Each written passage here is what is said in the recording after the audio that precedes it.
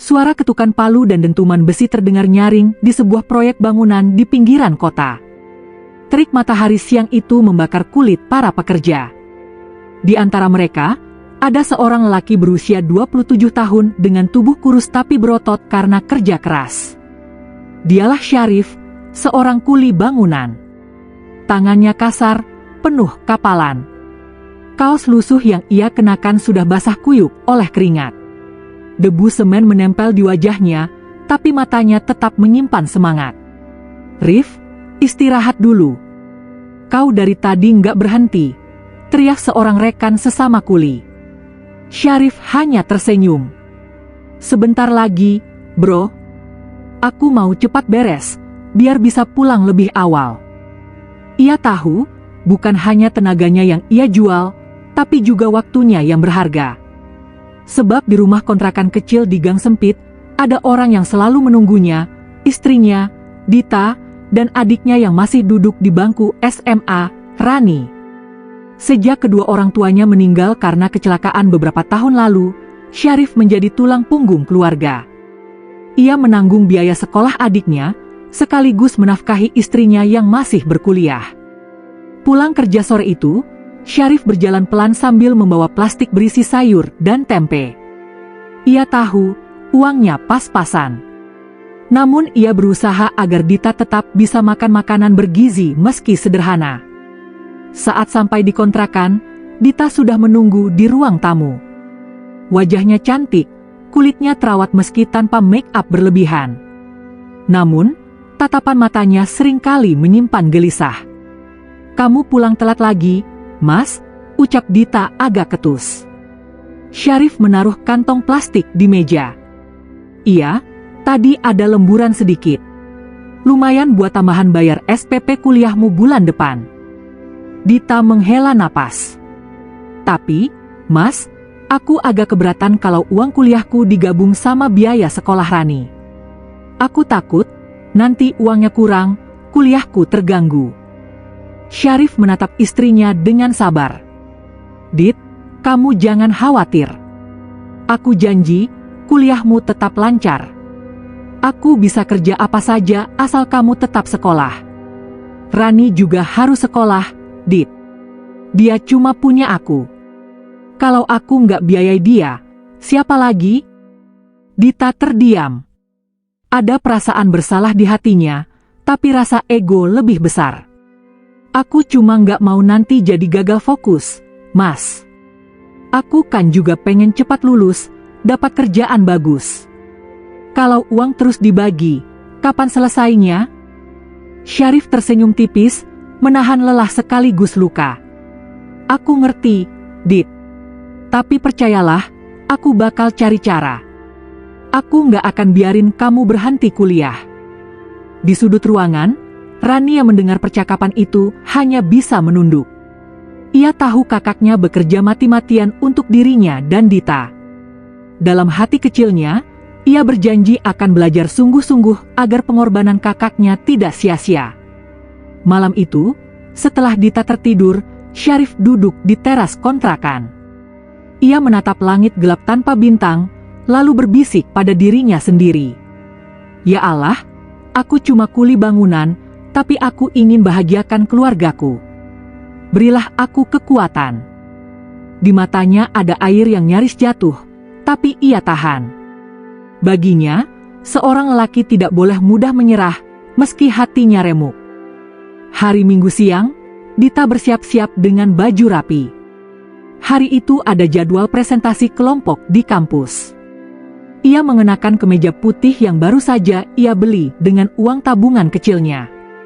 Wajahnya dirias tipis, tapi cukup membuat pesonanya menonjol.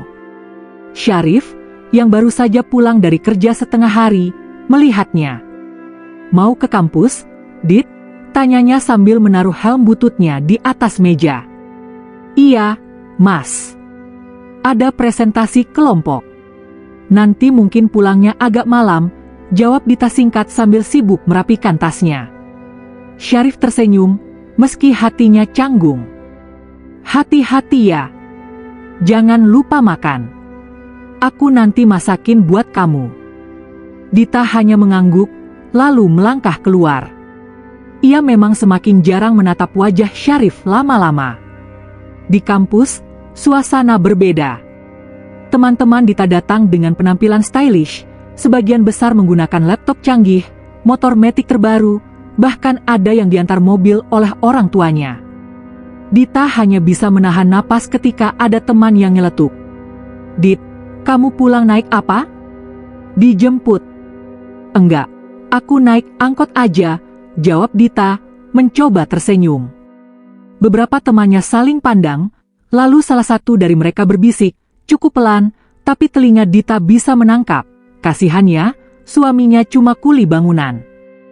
Kata-kata itu menusuk. Meski mereka tidak bermaksud langsung menghina, tapi telinga Dita terasa panas. Ia tersenyum canggung, menahan rasa perih yang menyeruak. Saat itu, muncullah Lukman, teman satu kelasnya. Ia tampil rapi dengan kemeja biru, wangi parfum mahal, dan jam tangan elegan. "Hai, Dit. Nanti kamu presentasi bagian awal kan? Tenang aja, aku backup kalau ada yang kelewat." Dita tersenyum. "Iya, makasih, men." Presentasi berjalan lancar. Setelah selesai, kelompok mereka duduk santai di kantin. Lukman dengan percaya diri mentraktir beberapa teman, termasuk Dita. "Udah, jangan ditolak. Anggap aja hadiah karena kita presentasinya sukses," katanya sambil menyodorkan minuman ke Dita. Dita merasa canggung, tapi dalam hati ia tersentuh. Ada perasaan nyaman yang entah kenapa perlahan muncul. Malam harinya, Dita pulang dengan wajah letih. Syarif sudah menunggu dengan semangkuk sop sederhana. "Gimana presentasinya?" "Lancar?" tanya Syarif dengan penuh semangat. "Lancar," jawab Dita singkat. Ia langsung masuk kamar, tanpa banyak bicara. Syarif hanya menatap punggung istrinya. Ada rasa sepi yang perlahan merayap ke hatinya. Ia merasa ada jarak yang semakin melebar, meski mereka tinggal di rumah yang sama. Hari-hari berikutnya, Dita semakin sering pulang malam. Alasannya, rapat kelompok, tugas tambahan, atau latihan presentasi. Syarif selalu percaya, meski hatinya mulai cemas. Sampai suatu malam, Dita terlihat sedang tersenyum sendiri menatap layar ponselnya. "Kenapa senyum-senyum, Dit?" tanya Syarif sambil menaruh gelas air. "Nggak, Mas. Cuma chat sama teman kampus," jawabnya cepat, lalu menyembunyikan layar. Nama itu sekilas terlihat, Lukman. Syarif diam. Ia bukan tipe suami yang mudah curiga, tapi perasaannya tidak bisa dibohongi. Ada sesuatu yang sedang berubah, dan itu membuatnya gelisah. Di balik semua kerja kerasnya, ia hanya ingin satu hal, agar Dita percaya dan bangga padanya. Namun, yang ia rasakan justru sebaliknya, istrinya semakin jauh, semakin asing, seakan ada tembok yang tak bisa ia tembus lagi. Malam itu, hujan deras mengguyur kota. Di dalam kontrakan sempit, Syarif duduk di teras sambil menyeruput kopi panas. Pikirannya kalut. Belakangan ini Dita semakin sulit diajak bicara. Kalau dulu mereka masih bisa bercanda, kini setiap obrolan selalu berujung pada pertengkaran kecil. Tak lama, suara pintu berderit. Dita masuk dengan jas hujan basah kuyup. Wajahnya pucat, namun matanya berbinar. "Kamu baru pulang? Jam segini?" Syarif menatap jam dinding, sudah hampir jam 11 malam. "Iya, tadi ada diskusi kelompok sama teman-teman. Habis itu makan bareng," jawab Dita santai sambil meletakkan tas. Syarif bangkit, mencoba menahan cemasnya. "Tapi Dit, kamu kan perempuan. Pulang malam sendirian itu bahaya. Aku khawatir." Dita langsung mendengus. "Mas, jangan terlalu posesif, deh. Aku ini kuliah, bukan main-main. Kalau aku nggak ikut diskusi, gimana nilai tugasku?" "Aku ngerti," jawab Syarif lirih. "Tapi aku cuma takut ada apa-apa sama kamu." Dita menghela napas, lalu menatap tajam. Mas, masalahnya bukan cuma itu. Aku juga capek kalau terus-terusan hidup pas-pasan kayak gini. Aku malu sama teman-teman kampus. Mereka bisa belanja, nongkrong, punya laptop bagus. Aku masih ngandelin laptop pinjaman, uang pas-pasan. Aku jadi bahan omongan. Kalimat itu membuat dada Syarif sesak. Ia menatap wajah istrinya yang cantik tapi kini penuh dengan kekecewaan. Dit, aku udah berusaha sekuat tenaga. Aku kerja dari pagi sampai sore, bahkan lembur. Semua buat kamu. Kalau aku bisa kasih lebih, aku pasti kasih. Berusaha. Dita membentak. Mas cuma jadi kuli bangunan. Selamanya juga nggak akan cukup. Apa Mas nggak mikir masa depan kita? Syarif terdiam. Kata-kata itu terasa seperti cambuk yang menyayat. Namun ia tetap berusaha tenang. Aku mikir, Dit. Justru itu kenapa aku kerja keras. Aku pengen kamu lulus, dapat pekerjaan bagus. Supaya hidup kita bisa berubah. Lulus? Kalau aku lulus tapi masih terus ngurusin adikmu itu, sama aja bohong, Mas. Aku pengen fokus buat diriku dulu, ucap Dita dingin. Tiba-tiba terdengar suara Rani dari balik kamar, bergetar menahan tangis. Mbak, kalau memang aku jadi beban, aku bisa berhenti sekolah. Aku bisa kerja juga. Dita terdiam, kaget. Ia tidak menyangka adik iparnya mendengar. Syarif buru-buru menoleh. Rani, jangan ngomong gitu. Kamu harus sekolah. Itu kewajiban Mas. Air mata menetes di pipi remaja itu. Tapi aku nggak mau jadi alasan kalian bertengkar terus. Suasana hening. Dita menunduk, hatinya sempat goyah. Namun egonya lebih kuat. Ia masuk kamar tanpa berkata apa-apa lagi. Syarif hanya bisa memeluk Rani yang menangis, sembari menahan luka di dadanya. Malam itu ia benar-benar merasa sendirian. Dita berjalan menuju kelas dengan wajah kusut. Malam tadi pertengkaran dengan Syarif membuatnya tidak bisa tidur nyenyak. Namun, semua berubah saat ia bertemu Lukman di koridor. Dit, kok murung? Ada apa? Tanya Lukman sambil menyodorkan kopi kaleng. Nggak apa-apa. Cuma lagi capek aja, jawab Dita sambil tersenyum kecut. Lukman menatapnya penuh perhatian. Kalau ada masalah, cerita aja. Aku siap dengerin. Kamu jangan dipendam sendiri, nanti malah sakit. Ucapan itu membuat hati Dita hangat. Sudah lama ia tidak merasa diperhatikan seperti itu.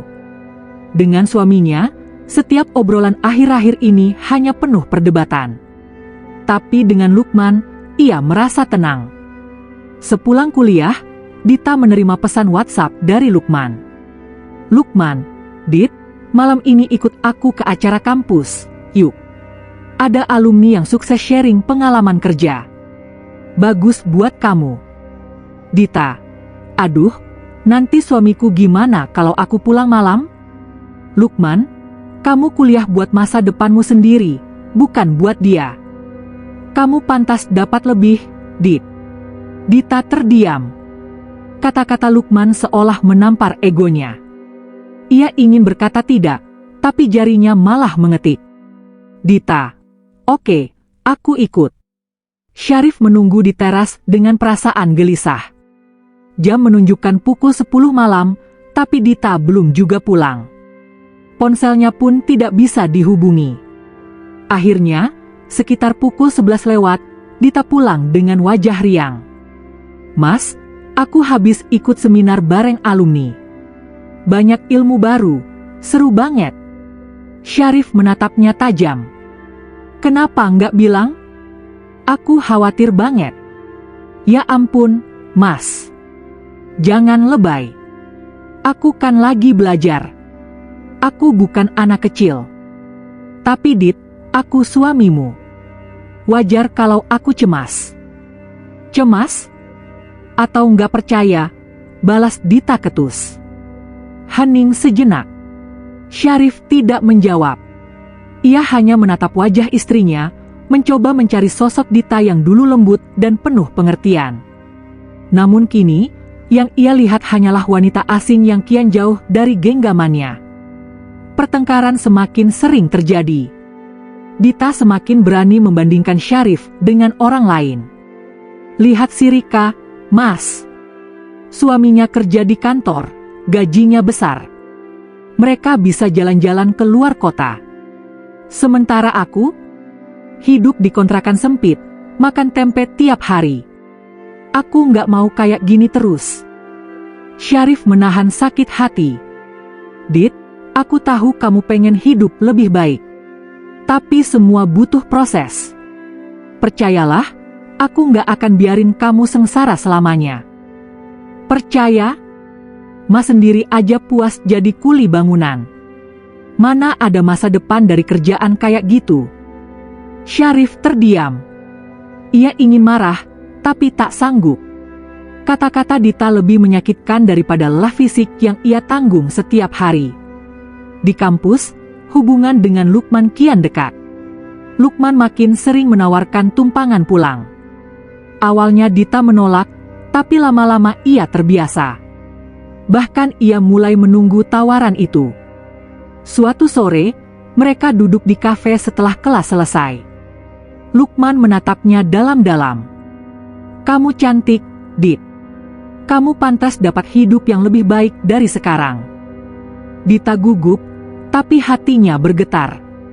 Kata-kata itu terasa seperti candu yang menenangkan egonya. Sementara itu, di rumah, Syarif sedang memandangi catatan keuangan. Uang hasil kerjanya habis untuk biaya kuliah Dita dan sekolah Rani. Untuk dirinya sendiri, hampir tidak ada sisa. Namun, ia tetap tersenyum kecil. Asal mereka bisa bahagia, aku rela lapar sekalipun. Ia tidak tahu, di saat yang sama, istrinya sedang tertawa lepas bersama pria lain. Hari yang ditunggu-tunggu akhirnya tiba. Setelah bertahun-tahun kuliah dengan segala suka dukanya, Dita berhasil menyelesaikan studinya. Wisuda. Sejak pagi, ia sudah sibuk berdandan. Make up tipis, kebaya hijau Tosca yang dipinjam dari temannya, dan senyum yang tak bisa lepas dari bibirnya. Syarif memandangnya dari pintu kamar dengan tatapan campur aduk. Ada bangga, ada bahagia, tapi juga ada luka yang ia sembunyikan. Ia ingin sekali menemani Dita hari itu, berdiri di sampingnya, berfoto bersama, menjadi bagian dari momen berharga istrinya. Namun, keinginan itu harus ia telan bulat-bulat. Semalam, saat ia mencoba membicarakan soal wisuda, Dita langsung menolak. Mas, tolong ya, jangan ikut ke wisuda. Aku malu kalau teman-teman lihat Mas cuma pakai baju seadanya. Mereka semua datang dengan pasangan yang keren, yang mapan. Aku nggak mau jadi bahan ejekan. Kata-kata itu menusuk hati Syarif lebih dalam daripada luka fisik manapun. Tapi Dit, aku kan suamimu. Bukannya seharusnya aku ada di sana. Suaranya bergetar. Aku nggak bilang Mas bukan suamiku. Tapi, tolong ngerti perasaanku. Aku cuma mau hari ini berjalan sempurna. Jangan bikin aku malu. Syarif ingin membantah, tapi lidahnya keluh. Ia akhirnya hanya mengangguk pelan. Dita melangkah ke gedung kampus dengan penuh percaya diri. Di belakangnya, Lukman berjalan sambil membawa buket bunga. Ya, Lukman yang ia undang untuk menemaninya, bukan Syarif. Begitu nama Dita dipanggil, sorak-sorai terdengar. Kamera berkilat-kilat. Dita tersenyum lebar, seolah dunia benar-benar miliknya. Di bangku penonton, Lukman berdiri, bertepuk tangan keras sambil tersenyum lebar. Setelah acara selesai, mereka berfoto bersama. Dita tampak cantik dengan toga, sementara Lukman berdiri gagah di sampingnya. Foto itu diunggah ke media sosial Dita dengan caption, "Akhirnya sampai juga di titik ini." Terima kasih untuk semua yang sudah mendukung. Syarif melihat postingan itu dari kontrakan kecilnya. Ia duduk di lantai, memandangi layar ponsel dengan dada sesak. Tidak ada satupun fotonya di sana. Tidak ada satupun ucapan terima kasih untuknya. Rani duduk di sampingnya, ikut menatap layar. "Mas, kok Mbak Dita nggak upload foto sama Mas?" tanyanya polos. Syarif tersenyum getir. "Mungkin Mbak lupa, Ran." Tapi di dalam hatinya, ia tahu Dita tidak lupa. Dita sengaja. Dita semakin sibuk. Ia mulai ikut seminar-seminar, melamar pekerjaan, dan makin sering bertemu Lukman. Bahkan, beberapa kali ia pulang larut malam dengan alasan ada wawancara kerja. Syarif tetap mencoba mengerti. Ia tidak pernah marah, meski dalam hati terasa sakit. Yang ia tahu, tugasnya sebagai suami adalah mendukung. Namun, semakin hari, hubungan mereka makin renggang. "Mas, aku capek. Aku pengen tidur, jangan banyak nanya," bentak Dita suatu malam ketika Syarif mencoba menanyakan kabar. Syarif hanya mengangguk, lalu keluar ke teras. Ia menatap langit malam, berdoa lirih. "Ya Allah, beri aku kekuatan. Jangan biarkan aku jatuh dalam kebencian." Beberapa minggu kemudian, Dita akhirnya mendapat panggilan kerja di sebuah perusahaan besar. Ia sangat senang, bahkan lebih senang karena kabar itu pertama kali ia bagikan pada Lukman, bukan Syarif. Namun, kenyataan tidak seindah bayangan. Hari-hari pertama bekerja, Dita merasa sangat tertekan. Tuntutan pekerjaan tinggi, atasan keras, dan suasana kantor penuh intrik. Ia sering pulang dengan wajah lelah, bahkan mulai sakit-sakitan karena stres. Suatu malam, ia pulang dalam keadaan pucat. Syarif yang melihatnya langsung panik. "Dit, kamu kenapa? Mukamu pucat banget." "Aku capek, Mas. Dunia kerja nggak kayak yang aku bayangin. Aku kira setelah lulus aku bisa hidup enak, ternyata lebih berat." Syarif buru-buru mengambil air hangat dan memijit pundaknya. "Sabar ya, Dit. Semua orang pasti butuh penyesuaian. Kamu pasti bisa." Dita menatap wajah suaminya. Untuk pertama kalinya setelah sekian lama, ia merasa ada ketulusan yang tulus dari Syarif. Bukan sekadar kata-kata manis, tapi kepedulian nyata. Namun, sebelum hatinya luluh, pesan WhatsApp masuk dari Lukman. "Lukman, Dit, kalau kamu capek, aku bisa cariin kerjaan yang lebih santai. Gaji tetap besar. Tinggal kamu mau apa enggak?" Suatu hari, saat jam kerja, Dita dipanggil oleh atasannya.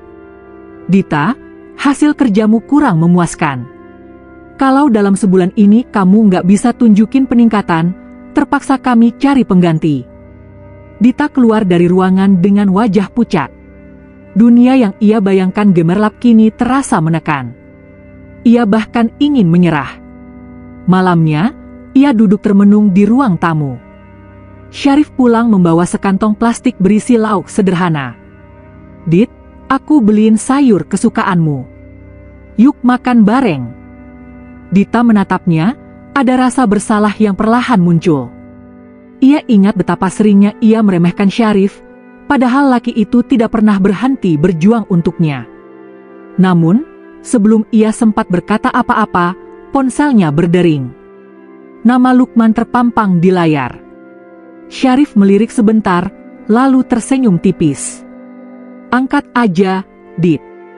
Jangan sampai dia nunggu." Dita tercekat. Ada perasaan aneh yang membuat dadanya sesak. Hari itu, Dita pulang kerja dengan wajah kusut. Tasnya disampirkan asal, sepatu kotor, rambut berantakan. Ia masuk ke rumah tanpa menyapa. Syarif yang sedang menyapu halaman menoleh, tersenyum lembut. "Capek, Dit?" tanyanya hati-hati. "Jangan tanya-tanya, Mas. Aku lagi nggak mood," jawab Dita ketus. Ia langsung masuk kamar dan membanting pintu. Syarif hanya menunduk. Ia sudah terlalu sering menerima sikap dingin itu, tapi hatinya tetap bersabar. Seminggu kemudian, kabar buruk datang. Dita dipanggil ke ruang atasan. "Dita, maaf, kami terpaksa mengakhiri kontrakmu. Kinerja kamu tidak sesuai dengan standar perusahaan." Kata-kata itu seperti palu godam yang menghantam kepalanya. Dita keluar dengan mata berkaca-kaca. Semua mimpinya runtuh dalam sekejap. Saat malam tiba, ia pulang dengan wajah pucat. Syarif yang baru saja menyiapkan makan malam menyambut dengan senyum. "Dit, ayo makan. Aku masak sayur asem sama tempe goreng. Kesukaanmu, kan?" Dita tidak bisa menahan air matanya. Ia duduk, menutupi wajah. "Aku dipecat, Mas, aku gagal." Syarif menatapnya lembut. Ia mengulurkan tangan, menggenggam jari istrinya. "Nggak apa-apa, Dit. Gagal sekali bukan berarti gagal selamanya. Kamu bisa coba lagi. Aku di sini selalu ada buatmu." Hati Dita bergetar. Untuk sesaat, ia merasakan ketulusan itu. Tapi kemudian, suara notifikasi ponselnya berbunyi. Pesan dari Lukman. "Lukman, aku bisa bantu. Aku ada proyek di luar kota. Kalau kamu mau ikut, hidupmu bakal jauh lebih gampang." Dita termenung lama. Beberapa hari kemudian, Dita memutuskan bertemu Lukman di sebuah kafe mewah. "Jadi, gimana? Kamu mau ikut aku?" tanya Lukman sambil meneguk kopinya. "Aku bingung, men. Mas Syarif udah banyak berkorban buat aku. Tapi aku juga nggak bisa terus hidup kayak gini," jawab Dita pelan. Lukman tersenyum miring. "Hidup itu pilihan, Dit. Kalau kamu mau tetap di sisi suamimu yang cuma kuli bangunan, ya silakan. Tapi kalau kamu mau berkembang, ayo ikut aku. Aku bisa kasih kamu pekerjaan, fasilitas, bahkan kehidupan yang lebih terjamin." Kata-kata itu menggoda, tapi juga menyesakan.